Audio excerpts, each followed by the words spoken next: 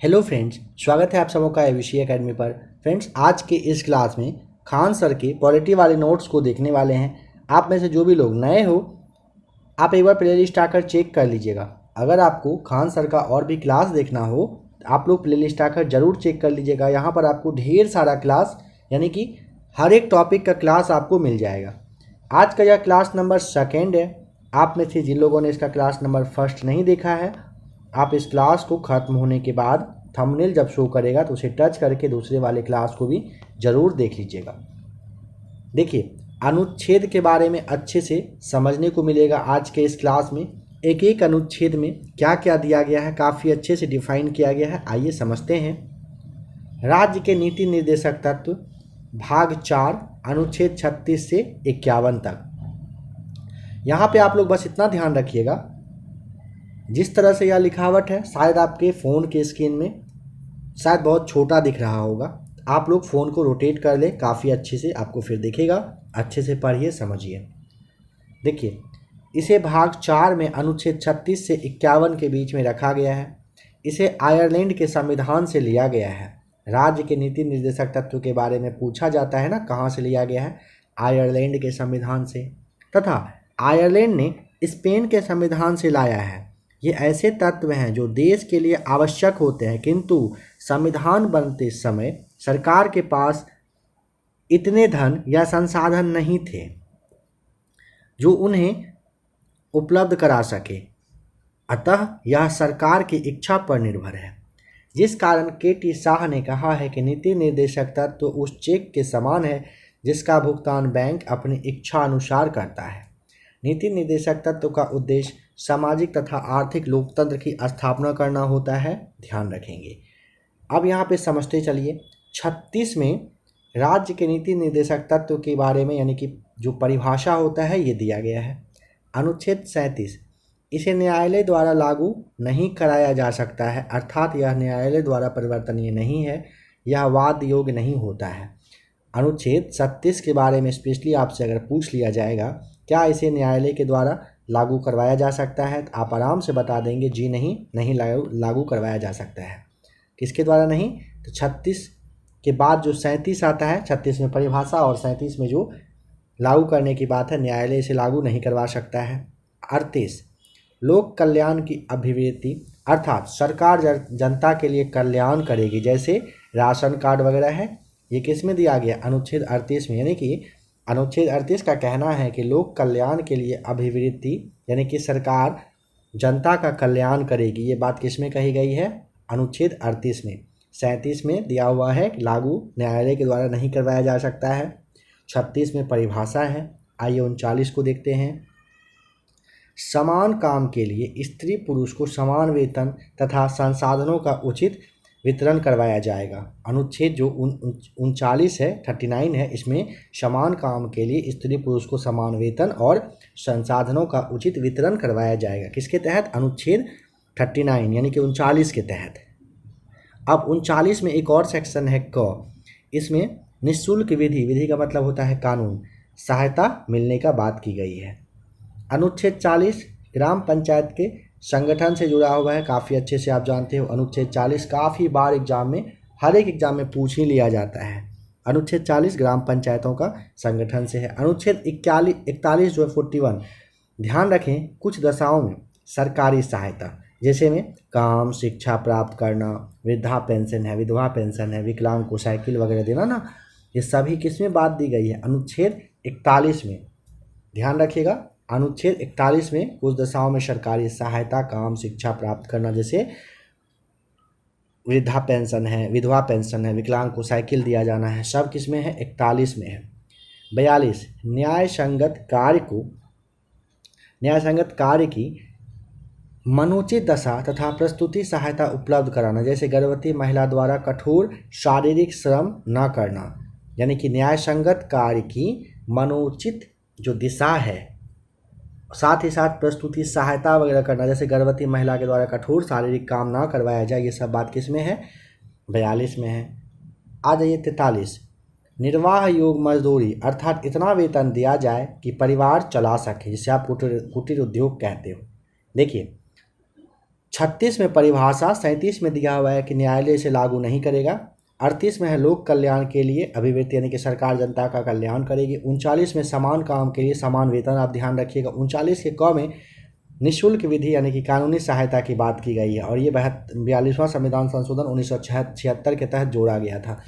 अनुच्छेद 40 में ग्राम पंचायत के संगठन के बारे में, अनुच्छेद जो 41 है इसके कह रहा है कि कुछ सेक्टर में सरकारी सहायता दिया जाएगा, जिसमें कि काम शिक्षा प्राप्त करने, जैसे शिक्षा प्राप्त होगा उसके वजह से वृद्धा पेंशन वगैरह होगा, ये सारी काम के बारे में 41 में। 42 में क्या है, न्यायसंगत कार्य की मनोचित दशा तथा प्रस्तुति सहायता उपलब्ध करवाना, जैसे गर्भवती महिला द्वारा कठोर शारीरिक श्रम न किया जाए। और अनुच्छेद जो 43 है, निर्वाह योग मजदूरी, अर्थात इतना वेतन दिया जाए कि लोग परिवार चला सके, जैसे आप कुटीर उद्योग एग्जाम्पल में आते हैं।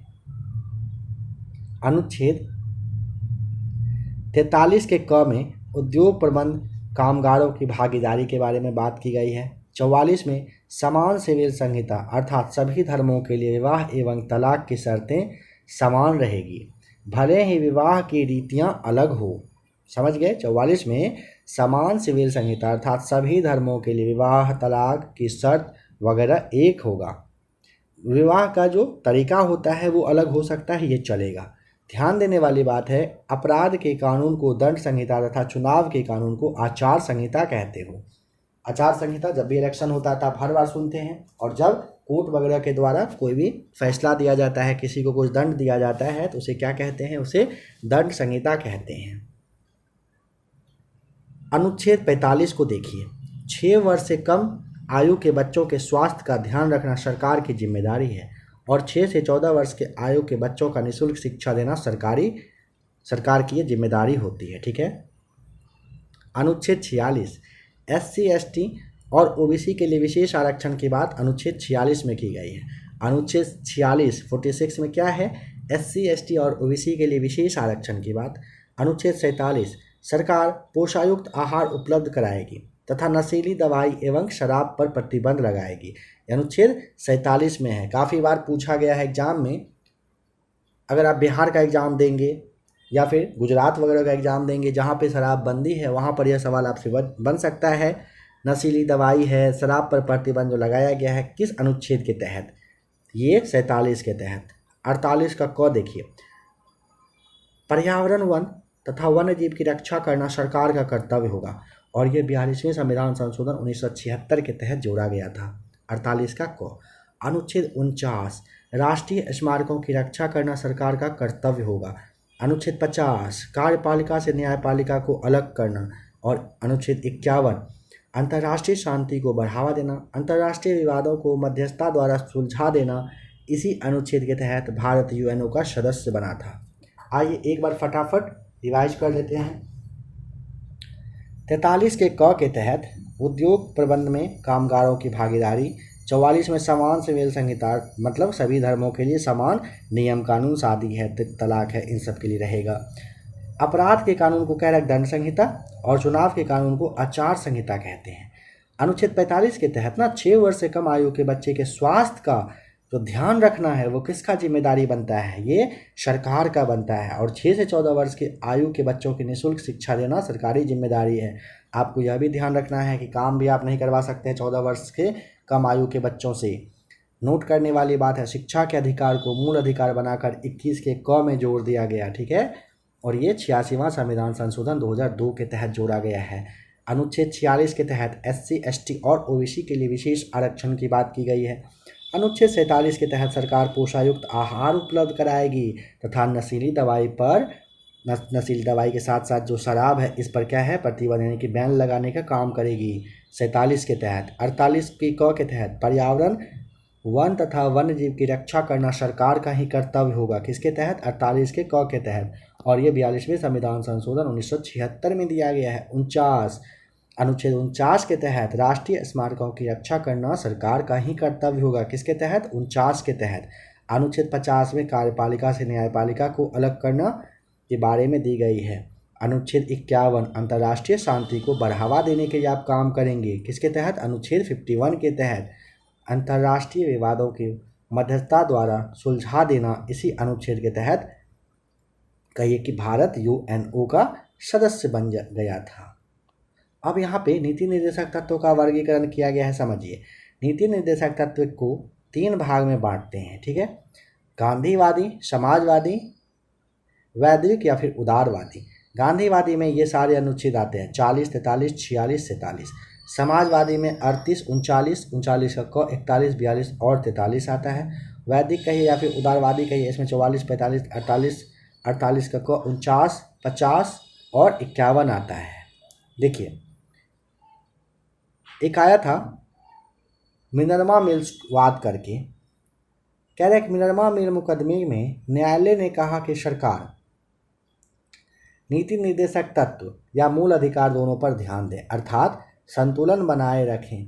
न्यायालय ने कहा कि नीति निर्देशक तत्व एक लक्ष्य है और इस लक्ष्य पर पहुंचने का साधन क्या है? मूल अधिकार है। मूल अधिकार जो है ना, मूल अधिकार और नीति निर्देशक तत्व, इन दोनों में अंतर समझिए। जैसे में आपसे पूछा जाएगा मूल अधिकार किस देश से लिया गया है, तो मूल अधिकार के लिए आपको ध्यान रखना है कहाँ से लिया गया है, ये ना अमेरिका से लिया गया है मूल अधिकार, ठीक है। और अगर पूछेगा कि नीति निर्देशक तत्व कहाँ से लिया गया है, अभी आपने देखा था नीति निर्देशक तत्व कहाँ से लिया गया था, याद करिए। अभी आपको स्टार्टिंग में ही कहा गया था कहाँ से, आयरलैंड से लिया गया है। आइए नेक्स्ट पेज देखते हैं। लीजिए, आ गया कहाँ से क्या लिया गया है, कैसे क्या रखा गया है, समझिए। मूल अधिकार, इसे यूएसए से लिया गया है और नीति निर्देशक तत्व लिया गया है आयरलैंड से। मूल अधिकार को भाग 3 में रखा गया है, नीति निर्देशक तत्व को भाग 4 में रखा गया है। मूल अधिकार के लिए ध्यान रखेंगे यह नैसर्गिक अधिकार होता है तथा जन्म से ही यह मिल जाता है। कौन सा? मूल अधिकार। और यह नैसर्गिक नहीं होता है तथा सरकार इसे लागू करने के लिए बाद नहीं होता है, ध्यान रखेंगे। यह न्यायालय द्वारा परिवर्तनीय तथा वाद योग्य है और न्यायालय में इसे परिवर्तित नहीं कर सकते हैं, नहीं करवा सकते हैं। यह सरकार की शक्तियों को घटा देता है, अर्थात यह ऋणात्मक है। कौन सा? मूल अधिकार। मूल अधिकार के नाम पे आप सरकार से लड़ सकते हो, लेकिन जो नीति निर्देशक तत्व है यह सरकार की अधिकार को बढ़ावा देता है, अर्थात ये धनात्मक है सरकार के लिए। इसके पीछे कानूनी मान्यता है मूल अधिकार के पीछे, और यह एक राजनीतिक मान्यता है। कौन सा? नीति निर्देशक तत्व वाला। यह निलंबित हो सकता है मूल अधिकार, लेकिन नीति निर्देशक तत्व निलंबित नहीं हो सकता है। यह व्यक्ति के भलाई के लिए है या समाज के भलाई के लिए है। मूल कर्तव्य को समझिए। इसे 42वां संविधान संशोधन जो कि 1976 में आया था, इसके तहत सरदार स्वर्ण सिंह समिति के सिफारिश पर जोड़ा गया। इसे कहाँ से लिया गया है? तो रूस के संविधान से लिया गया। इसे न मानने पर कोई दंड का प्रावधान नहीं है। इसे भाग 4 के क में अनुच्छेद 51 के क के तहत जोड़ा गया।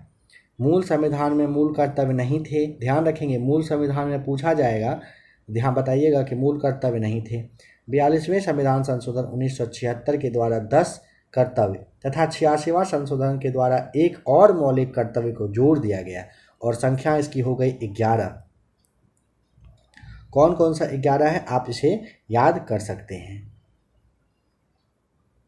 यहाँ पे आप जरूर खुद से क्लास को रोकिए, पढ़िए, समझिए। काफ़ी बार यह बताया जा चुका है, इन 11 को आपको याद रखना ही रखना है। देख लीजिए इसे भी अच्छे से।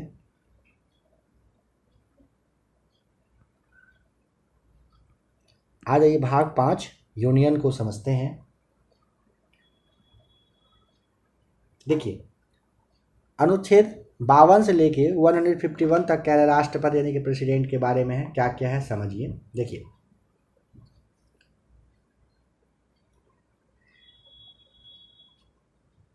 52, 53 और 54 राष्ट्रपति का पद, फिर आपका आ जाएगा कार्यपालिका का प्रधान निर्वाचन। आइए इसे डायरेक्ट समझते हैं, इस फिगर को छोड़िए। देखिए, अनुच्छेद जो 52 है ना, राष्ट्रपति का पद है। देखिए, राष्ट्रपति देश का औपचारिक नाम मात्र के लिए प्रमुख होता है। औपचारिक प्रमुख के रूप में राष्ट्रपति का पद पूछा जाएगा कहाँ से लिया गया है, तो आपको ब्रिटेन बता देना है। कहाँ से लिया गया है? ब्रिटेन से लिया गया है। किसका पद? राष्ट्रपति का है। आपको ध्यान होगा बहुत बार यह पूछा गया है, पूछा जाता है कौन सा पद कहाँ से लिया गया है। आपको ध्यान से यहाँ पे याद रख लेना है और बताना है। अनुच्छेद 53 को देखिए, कार्यपालिका का औपचारिक प्रधान राष्ट्रपति होता है, अर्थात सभी कार्य राष्ट्रपति के हस्ताक्षर के बाद ही किए जाएंगे। कार्यपालिका का वास्तविक प्रधान आप जानते हो प्रधानमंत्री होते हैं। 52 में आपने देखा राष्ट्रपति का पद। 53 में देखा कार्यपालिका का औपचारिक प्रधान राष्ट्रपति साहब होते हैं। सभी कार्य राष्ट्रपति के हस्ताक्षर के बाद ही किए जाते हैं। 54 राष्ट्रपति के निर्वाचन से संबंधित है। 54 के लिए आपको क्या ध्यान रखना है, राष्ट्रपति साहब का यह निर्वाचन से संबंधित है। अब इसका निर्वाचन एकल संक्रमणीय अनुपातिक पद्धति के द्वारा अप्रत्यक्ष रूप से गुप्त मतदान के द्वारा होता है। अनुपातिक पद्धति, इस पद्धति द्वारा चुनाव में खड़े सभी उम्मीदवारों को वरीयता क्रम में वोट देना होता है। समझ गए इस चीज को। अनुपातिक पद्धति का मतलब आपने ध्यान से देखा, समझा। एकल संक्रमणीय क्या है, आइए इसे भी समझ लेते हैं। देखिए, इसके द्वारा सबसे कम मत पाए उम्मीदवार के वोट को लेकर अधिक वोट पाए उम्मीदवार के वोट में जोड़ दिया जाता है। एकल संक्रमणीय आप समझ गए। प्रथम चरण की मतगणना, इसमें उम्मीदवार को पहले वरीयता सूची गिनी जाती है। इसमें उम्मीदवार की पहली वरीयता सूची गिनी जाती है, ध्यान रखिएगा, ठीक है। आ जाइए द्वितीय चरण समझिए। इसमें द्वितीय वरीयता जो एज के बारे में कह रहे हैं सूची गिनी जाती है। यह प्रथम चरण में मत बराबर होने के बाद में होता है। यहाँ पे वीवी गिरी साहब के बारे में समझिए। वीवी गिरी के निर्वाचन के समय द्वितीय चरण की मतगणना हुई थी। काफ़ी इम्पॉर्टेंट है, याद रखिएगा। अप्रत्यक्ष मतदान, राष्ट्रपति के निर्वाचन में जनता भाग नहीं लेती, बल्कि जनता के द्वारा चुने गए जो प्रतिनिधि होते हैं ना, वही भाग लेते हैं। समझ गए इस चीज़ को, क्या कहने का मतलब है।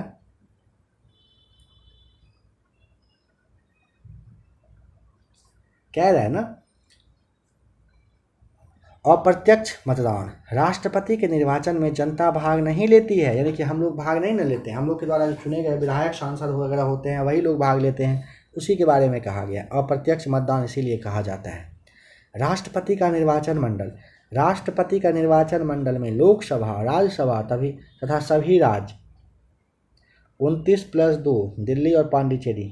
यहाँ पे इस डेटा को अभी हटाइए, 29 तो आपको पता है कि राज्य है नहीं, ध्यान रखिएगा, आगे इसके बारे में देख लिया जाएगा। विधान परिषद, राज्यसभा के 12 मनोनीत सदस्य तथा लोकसभा के 2 एंग्लो इंडियन राष्ट्रपति के निर्वाचन में भाग नहीं लेते हैं। इस पॉइंट को भी फिलहाल हटा देते हैं, क्योंकि आपको पता है एंग्लो इंडियन के बारे में क्यों कहा गया हटाने को। नेक्स्ट पॉइंट को समझिए। मुख्यमंत्री जब विधान परिषद का सदस्य होगा तो वह राष्ट्रपति के निर्वाचन में भाग नहीं लेगा।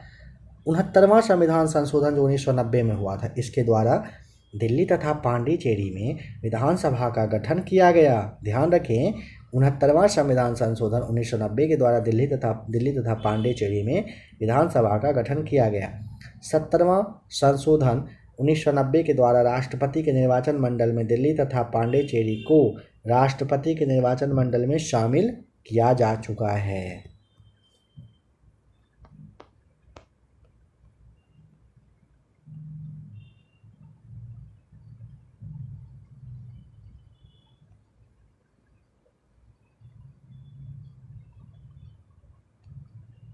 अनुच्छेद 55 को समझिए। इसमें राष्ट्रपति का कोटा होता है। 56 को समझिए। इसमें राष्ट्रपति के कार्यकाल के बारे में बताया गया है। किसमें? 56 में, 56 में ना, अनुच्छेद 56 56 में राष्ट्रपति के कार्यकाल के बारे में बताया गया है। राष्ट्रपति का कार्यकाल 5 वर्षों का होता है। यदि राष्ट्रपति का पद 5 वर्ष से पहले खाली हो जाती है तो नया राष्ट्रपति 5 वर्ष के लिए क्या होगा? आता है, न कि बचे हुए कार्यकाल के लिए। ध्यान रखेंगे, एक होता है ना, मान लीजिए कोई राष्ट्रपति हैं, 2 वर्ष में किसी भी वजह से वो राष्ट्रपति पद से हट गए, अब राष्ट्रपति अगर चुना जाएगा तो क्या 3 वर्षों के लिए चुना जाएगा? जी नहीं, 5 वर्षों के लिए चुना जाएगा। अमेरिका के राष्ट्रपति का चुनाव बस 4 वर्षों के लिए होता है। काफ़ी इम्पोर्टेंट है, ध्यान रखेंगे। अनुच्छेद 57, एक ही राष्ट्रपति दोबारा निर्वाचित हो सकते हैं। अब तक डॉक्टर राजेंद्र प्रसाद ही ऐसा द्वारा निर्वाचित हुए हैं। 58 में योग्यता के बारे में दिया गया है। योग्यता में क्या, वह भारत का नागरिक हो, 35 वर्ष की आयु पूरा कर चुका हो, लोकसभा के सदस्य बनने की योग्यता रखता हो, 50 प्रस्तावक तथा 50 अनुमोदक हो। इन सारे पॉइंट्स को आप जरूर याद रखिएगा। अनुच्छेद 59,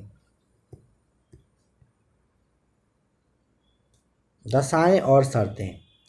पागल या दिवालिया न हो, किसी भी लाभ के पद पर ना हो। लाभ के पद से तात्पर्य है किसी राज्य के राज्यपाल या कुछ ऐसे वगैरह पद पे ना बने हो। अगर वो बने रहते हैं, उनका नाम घोषित किया जाता है, तो उनको उस पद से त्यागपत्र देना होता है। कहने का यही मतलब है। संसद या विधानमंडल में किसी भी सदस्य ना हो। यदि कोई सदस्य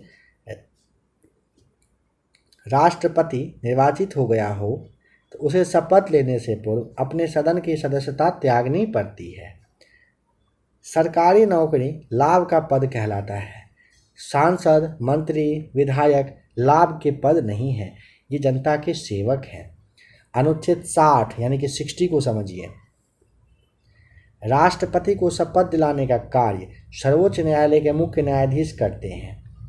इसके अनुपस्थिति में सुप्रीम कोर्ट के शेष 30 न्यायाधीशों में वरिष्ठ न्यायाधीश शपथ दिलाते हैं जब वो अनुपस्थित रहते हैं। और ये बात अनुच्छेद 60 में कही गई है। मतलब अनुच्छेद 60 के तहत राष्ट्रपति को शपथ दिलाने का काम सर्वोच्च न्यायालय के मुख्य न्यायाधीश करते हैं। न्यायिक शक्ति को समझिए। अनुच्छेद 72 के अंतर्गत राष्ट्रपति को क्षमा करने की शक्ति प्राप्त है। राष्ट्रपति क्षमा करने से पूर्व गृह मंत्रालय की सलाह लेता है। यह 5 प्रकार की सजा को माफ़ कर सकता है। पहला में देखिए, क्षमा। जब राष्ट्रपति किसी भी सजा को पूरी तरह से माफ़ करता है तब उसे क्षमा कहा जाता है। दूसरा, लघुकरण, छोटा कर दिया जाए। जैसे फांसी की सजा को आजीवन कारावास रहेगा, उसे 10 साल में चेंज कर दिया जाए, इस तरह का। तीसरा होता है प्रतिहार। इसमें राष्ट्रपति समय घटाते हैं किंतु प्रकृति नहीं। 10 साल का कठोर कारावास को 5 साल का कारावास कर सकते हैं। इसका प्रयोग फांसी की सजा पर नहीं हो सकता है, ध्यान रखेंगे प्रतिहार का। चौथा होता है विराम।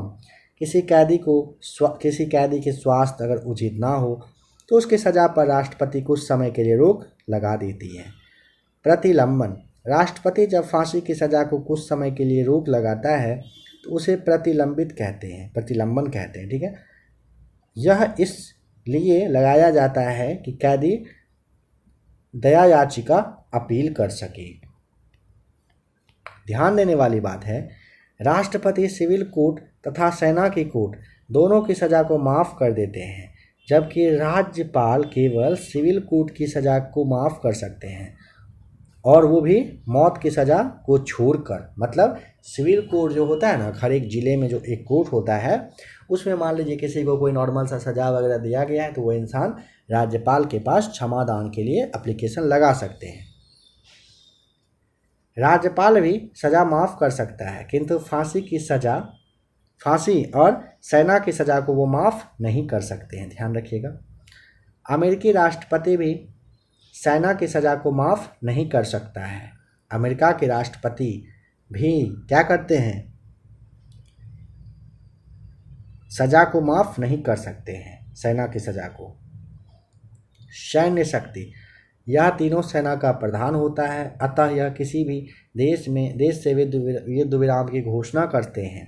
राजनैतिक शक्ति। यह भारत के राजदूत को विदेश भेजते हैं तथा विदेशी राजदूत को भारत में आने की अनुमति देते हैं। विदेश जाने वाले मंत्री राष्ट्रपति से अनुमति लेकर जाते हैं।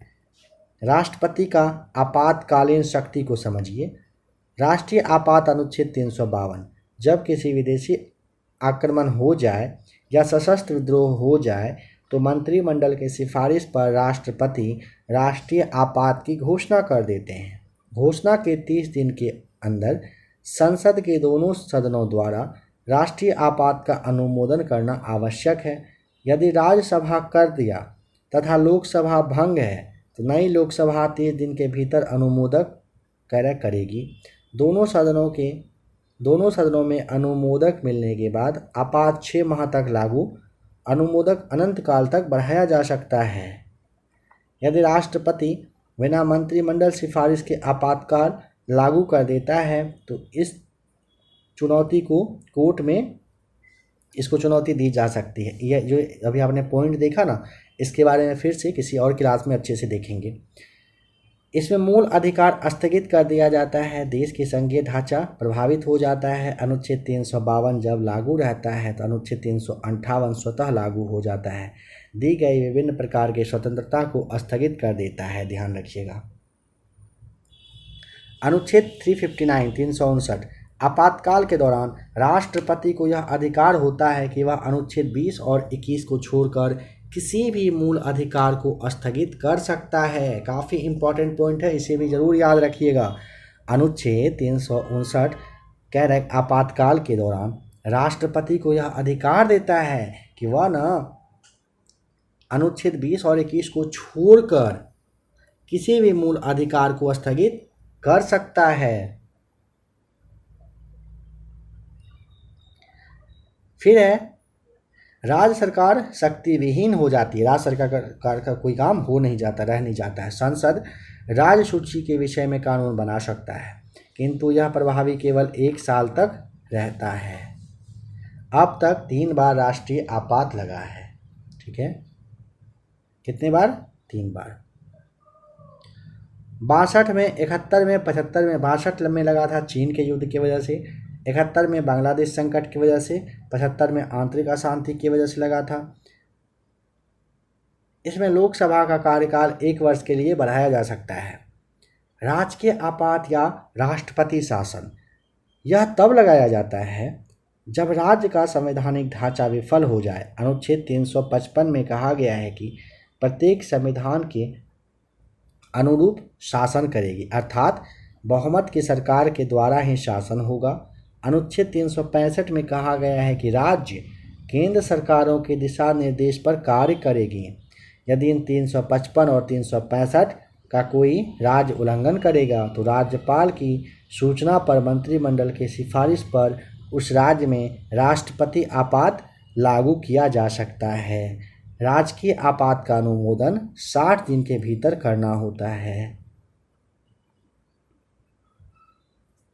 यदि राज्यसभा ने कर दिया है तथा लोकसभा अनुमोदन की पूर्व भंग है तो नई लोकसभा 30 दिन के भीतर करेगी। संसद के दोनों सदनों के अनुमोदन मिलने के बाद यह 6 महीने तक लागू होगा। 6 माह करके इसे अधिकतम 3 बार, इसे कहिए कि 3 साल तक के लिए होगा, लागू किया जाता है। पहली बार राजकीय आपात पूछा जाता है कहाँ पर लगा था, आपको पंजाब ध्यान रखना है। पहली बार आपात कहाँ पर? पंजाब में लगा था।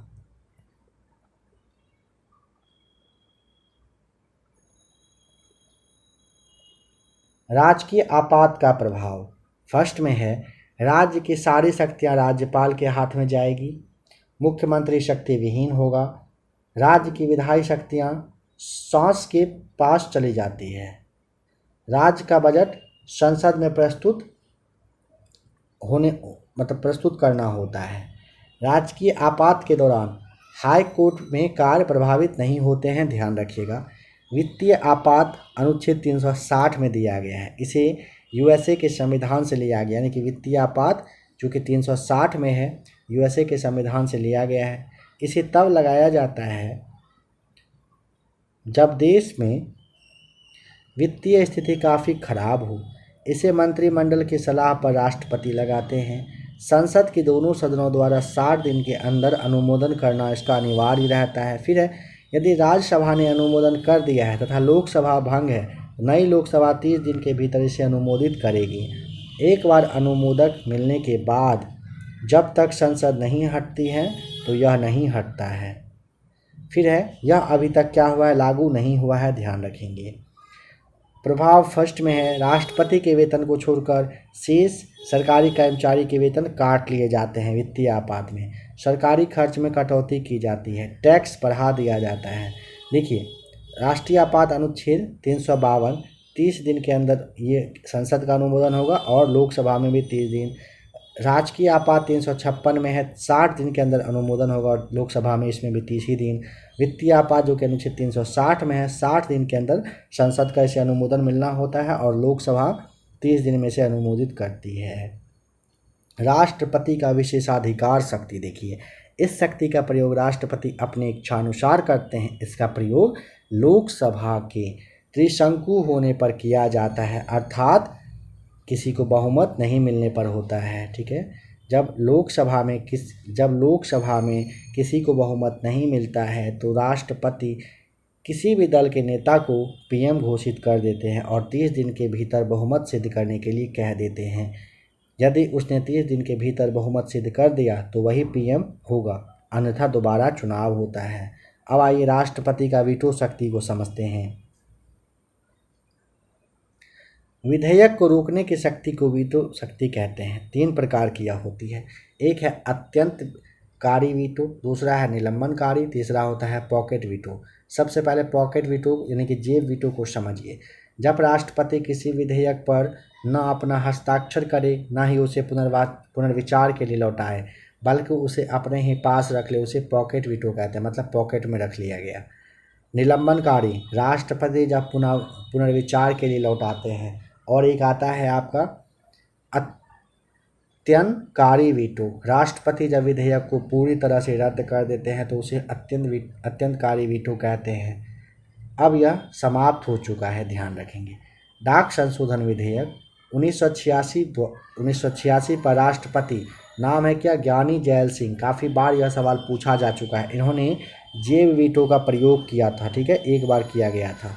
विशेषाधिकार शक्ति, राष्ट्रपति पर दीवानी मुकदमा चलाया जा सकता है किंतु फौजदारी मुकदमा कार्यकाल के समय नहीं चलाया जा सकता है, ध्यान रखेंगे। कार्यकाल समाप्ति के बाद चलाया जाता है, ध्यान रखेंगे, अर्थात यह अनुच्छेद 14 का उल्लंघन है। राष्ट्रपति किसी भी केंद्रीय विश्वविद्यालय की महाकुलपति होते हैं। अनुच्छेद 61 राष्ट्रपति का महाभियोग। देखिए, महाभियोग शब्द केवल राष्ट्रपति के लिए प्रयोग होता है और यह यूएसए से लिया गया है। अब तक किसी भी राष्ट्रपति पर महाभियोग नहीं चला है। राष्ट्रपति पर महाभियोग किसी भी सदन में प्रारंभ हो सकता है। जिस सदन से महाभियोग प्रारंभ करना है उस सदन का 1/4 यानी कि 25% सदस्य यदि अनुमोदित करते हैं तो अनुमोदन मिलने के बाद वह सदन 2/3 बहुमत से महाभियोग को पारित करते हैं। जब एक सदन महाभियोग पारित कर देता है तो दूसरा सदन भेजने से 14 दिन पूर्व इसकी सूचना राष्ट्रपति साहब को दे दिया जाता है। तो फ्रेंड्स, यहाँ पे राष्ट्रपति से जुड़ी हुई जितने भी अनुच्छेद 62 तक था और 61 तक था ये कंप्लीट हो जाता है। अब 63 से देखेंगे नेक्स्ट वाले पार्ट में, जिसमें कि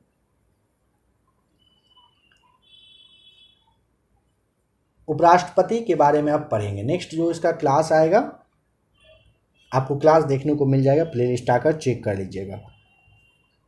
अगर आपको क्लास पसंद आया हो तो आप वीडियो को लाइक ज़रूर कर दीजिएगा। इस तरीके का और भी अगर क्लास देखना हो तो बेशक आप लोग प्लेलिस्ट आइए और चेक कर लीजिएगा।